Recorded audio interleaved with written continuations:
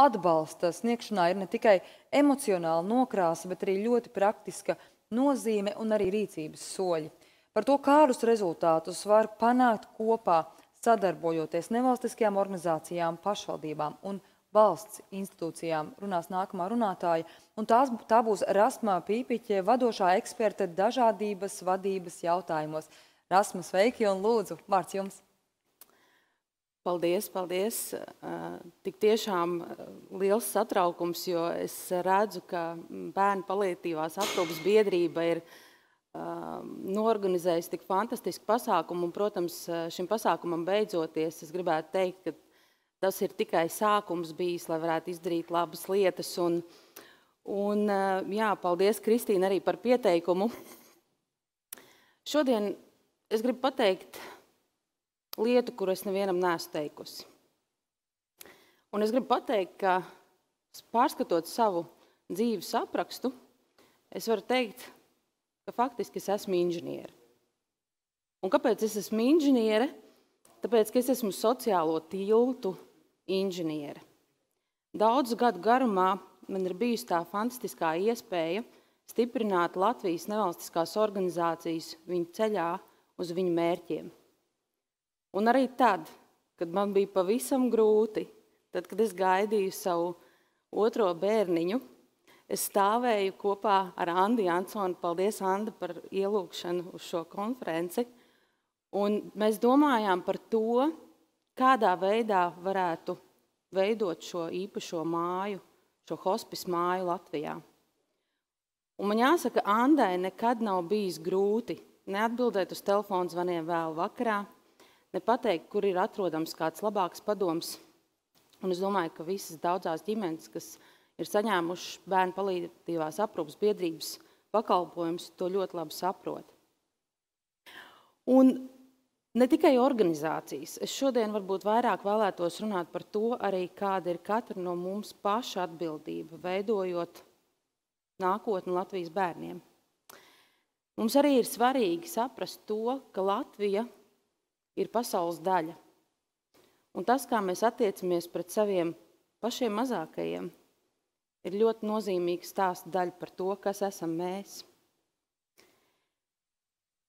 Tātad būvēsim tiltus un negaidīsim uz citiem, pieņemsim paši drosmīgus lēmumus un iesim uz priekšu. Man personiskā pieredze. Jā, tik tiešām šis ir melns slaids manā dzīvē, un, protams, tajā brīdī viss sagriezās kājām gaisā. Tā bija diena, kad es devos pie ārsta, un ārsts man paziņoja, Rasma nebūs. Vienkārši nebūs. Kas nebūs? Kurš nebūs? Nebūs ilgi gaidītais mūsu ģimenes otrais bērniņš. Un tajā dienā, kad es pamodos no anestēzijas, es dzirdēju vārdus, kurus teica kāda sieviete. Mēs nolēmām, ka mums nebūs bērniņš, jo mēs jau pirms mēneša bijām paņēmuši suni. Vai stādīties priekšā, kāda bija man sajūta tajā brīdī? Vai mēs varam stādīties priekšā par tām sajūtām, kas ir daudziem cilvēkiem, kad viņi saņem šādas ziņas, vai viņu dzīvē notiek šādi notikumi? Tas brīdis ir pilnīgi melns. Tā ir totāla vientulība, tas ir milzīgs zaudējums, un tā ir sajūta par milzīgu neizdošanos. Bet arī šī personiskā pieredze man lika saprast to, ka nāve ir dzīves daļa. Un jautājums ir, vai mēs šo un vai bet izmantojam, lai saprastu, ka nāve ir dzīves daļa. Tagad visi, kuri ir pie ekrāniem, Facebookā vai tieši konferencēs, Zoomā, es aicinu jums paņemt mazu lapiņu un uzrakstīt sev jautājumu. Uzrakstīt 3 lietas, kuras tu šobrīd dari un kas tev motivē viņas darīt. Vai varam to izdarīt? Var jau būt šajā gadsimtā cilvēkiem vairs nav pildspalvu un lapiņa pie rokas, bet varbūt tad mēs varam trenēt mūsu atmiņu un vienkārši atcerēties. Un tad vienai no šīm lietām paņemt un pajautāt 5 reizes, kāpēc es to daru, kāpēc es gribu to panākt, kāpēc es gribu, lai man tas izdodas. Un varbūt tieši tajā brīdī, kad tu būsi atbildējis pēdējo, kāpēc, tu sapratīsi, cik nozīmīgi ir tā lieta, kuru tu dari. Un, protams, mēs katrs vēlamies darīt jēgpilnu un būtisku un nozīmīgu lietu gan sev, gan savai ģimenei, gan arī sabiedrībai kopumā. Mūsu šodienas mērķis, bērnu paliatīvās aprūpes biedrības mērķis, šeit ir rakstīts. Bet es viņu, protams, kā jau cilvēks, kurš bieži vien strādājis ar dokumentiem, nedaudz pārformatēju. Un es tik tiešām ieliku boldā tās svarīgākās lietas, kas man liekas ir būtisks. Mēs nevaram gaidīt uz to, ka katru reizi, kad mainās ministri, mums ir jāsāk no nulles. Mēs nevaram gaidīt, ka mums piedzimst 1000 bērni, bet tad sagaidīt un viņiem nepiedāvāt pakalpojumus, kas viņiem tiešām ir nepieciešami. Mēs nevaram gaidīt, ka kāds cits mūsu vietā izdarīs tās lietas, kuras ir nepieciešamas.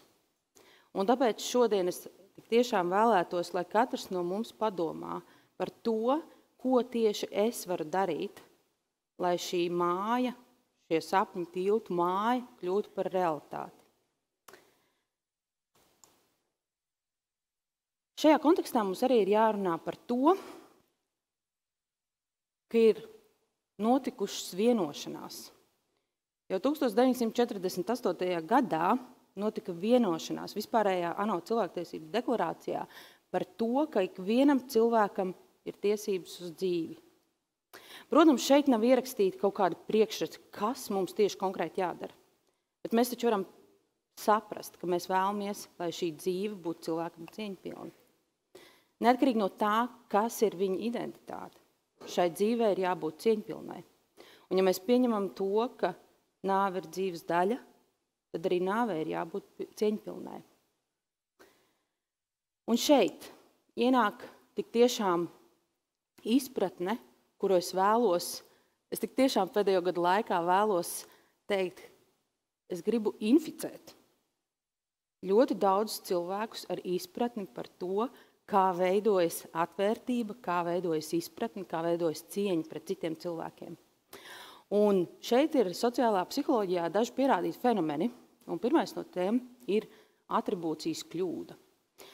Iekšējā atribūcija tas ir tad, ka, ja notikumi pavēršas tā, ka mums ir taisnība, mēs vēlamies visi svinēt svētkus un teikt, jā, es to izdarīju. Ārējā atribūcija savukārt ir, ja kaut kā ir noticis tā, ka mums ir situācija nelabvēlīga. Mēs gribam pateikt, mums ir tendence tiešām vainot citus cilvēkus tajā, ka mums kaut kas nav izdevies. Un ja mēs šo atceramies, tad bieži vien ir vieglāk pārvarēt tās grūtības un paskatīties uz apstākļiem objektīvāk. Otrais ir naivais realisms. Mums ir tendence pieņemt to, ka katrs cilvēks, kuru mēs ieraugam, varētu redzēt lietas tieši tāpat, kā mēs redzam. Bet tā nebūtu nav. Katrs cilvēks arī šajā telpā, katrs cilvēks, kas ir otrā pusē ekrānam, domā par kaut ko citu, redz kaut ko citu un arī saprot kaut kā savādāk visu to informāciju, ko viņš šodien dzird. Tāpēc mums ir ļoti būtiski, lai mēs izprastu un vienotos par kaut kādām lietām, kuras mēs gribam kopā panākt.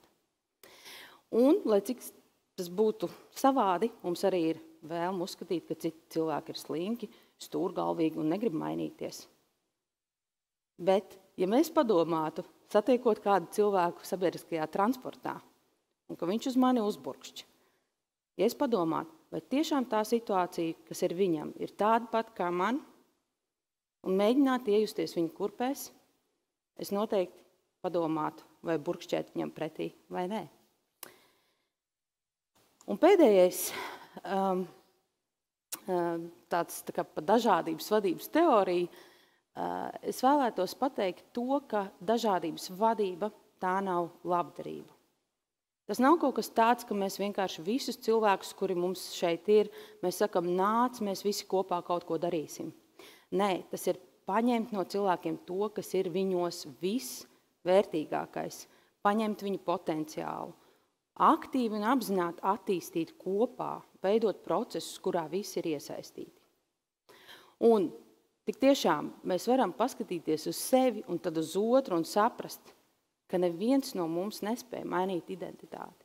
Cilvēki, kuri ir mums apkārt, viņi ir tādi, kādi viņi ir piedzimuši. Mums ir jāpieņem tas, kā tas tagad realitātē ir. Mums jānoņem šīs savas naivā realisma brilles. Šis koncepts arī dod mums iespējas fokusēties uz to, ka mēs daudz ātrāk risinam konfliktus. Mēs varam izvairīties no dažādiem nevajadzīgiem konfliktiem, skatoties uz citu trūkumiem. Tā ir mūsu iespēja. Šī dažādības vadība ir mūsu iespēja arī šajā kontekstā, kad vēlamies tik cēlus mērķus sasniegt. Un es aicinu iepazīsties ar vienu no pēdējām, un noteikti daudz jau medijos šo attēlu redzējuši, un šī ir tā kognitīvā ilūzija. Mums liekas, ka mēs redzam 4 violetas, 4 zaļas un 4 sārtas bumbas. Bet patiesībā, kā ir patiesībā?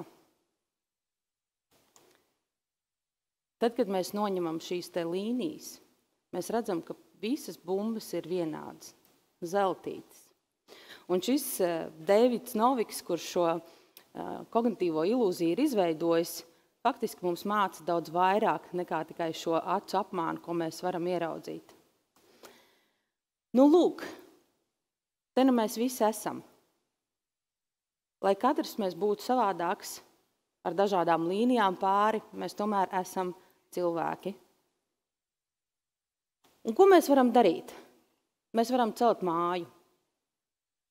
Būtiskākās lietas, kuras vajadzētu ņemt vērā, tad, kad ceļ māju, ir saprast, kas tajā mājā dzīvos. Ņemt vērā to, kādas ir šo cilvēku vajadzības, kāda ir bērnu vajadzības, kādas ir vecāku vajadzības, kādas ir NVO iespējas šajā procesā un kādas ir valsts iespējas šajā procesā. Un liekot šos visus zināšanas kopā, mēs varam tik tiešām radīt pakalpojumu, kas ir būtisks un nozīmīgs Latvijas bērniem. Šodien tika minēts skaitlis 500–600 ģimenes. Vai mēs esam kāds pareiķinājuši, ko tas nozīmē Latvijai, kā arī darba tirgumu? Ļoti daudz cilvēku ir šajā visā iesaistīti, un katrs no viņiem ir ļoti nozīmīgs un svarīgs. Tāpēc katram no viņiem būtu iespēja arī izteikties, kādai būt šai mājai ir svarīga.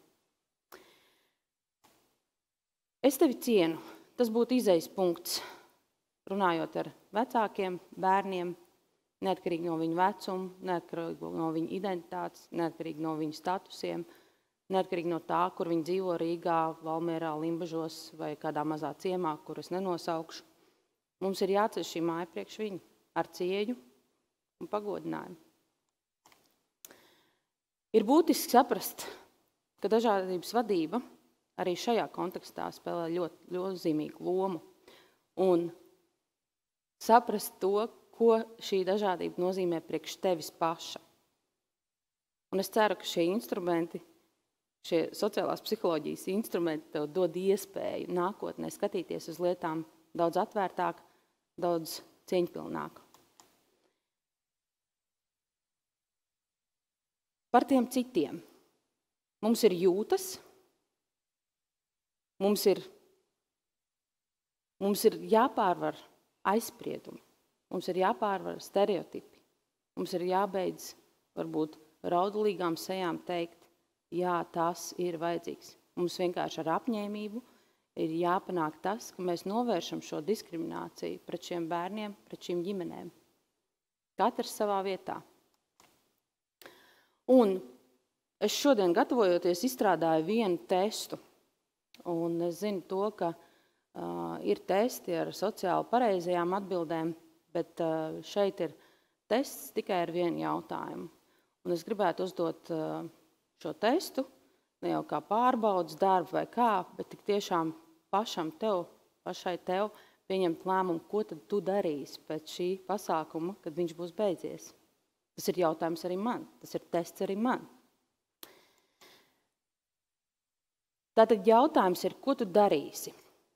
Iespējams, pirmais atbilžu variants ir, tu turpināsi savu darbu tieši tā, kā viņš ritējis līdz šim, bet pēc 10 gadiem mēs atkal satiksimies konferencē un mēs atcerēsimies, jā, pirms 10 gadiem mēs tieši par to pašu jau runājām.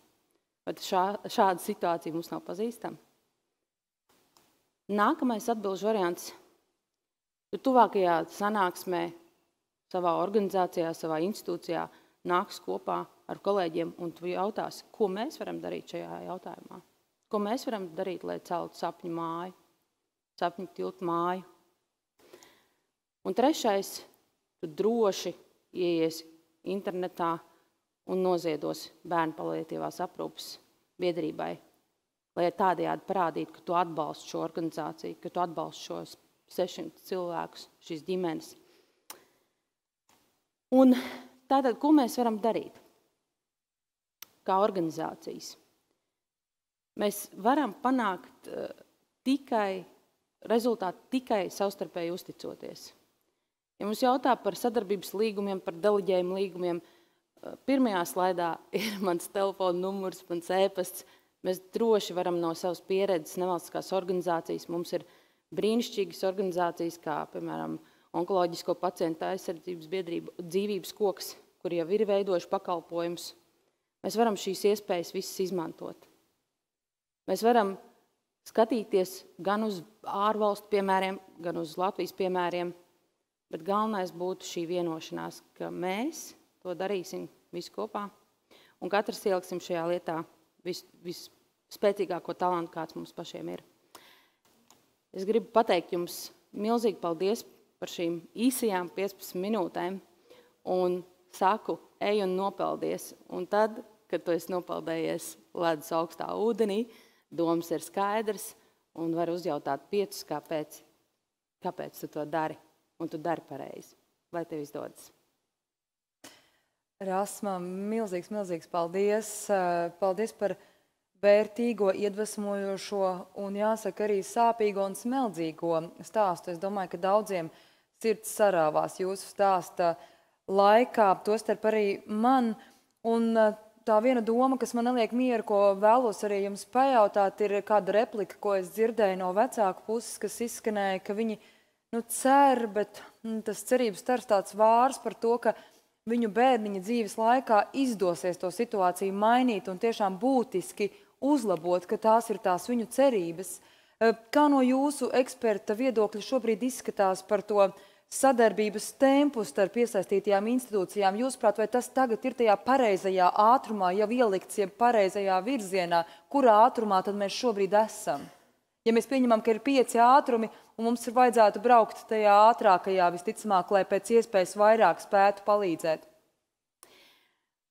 Runājot šajā šofera terminoloģijā, es gribētu teikt, ka, protams, mēs visi esam mašīnā, mēs visi esam tajā vienā laivā, bet, ja ir vairāk ātrumu uz priekšu, tad ir arī reverse. Ir atpakaļgaita.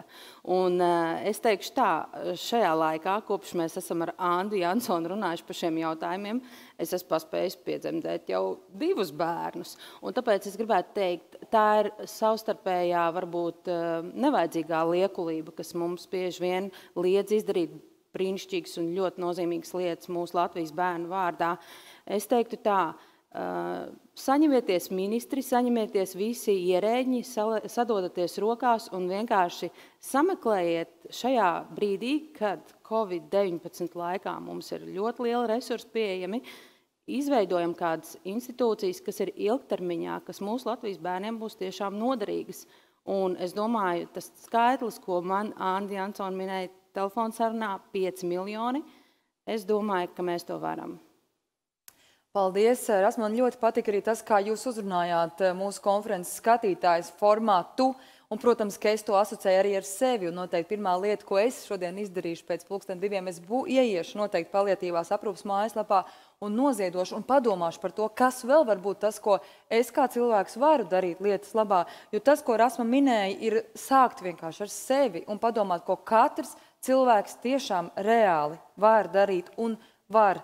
Un to apliecina arī Rasmas stāsts. Rasmai Pīpiķai sirsnīgs paldies par dalīšanos šodien Paldies, ar šo Kristīnai. stāstu un tiešām lielu iedvesmošanu. Paldies, Rasma!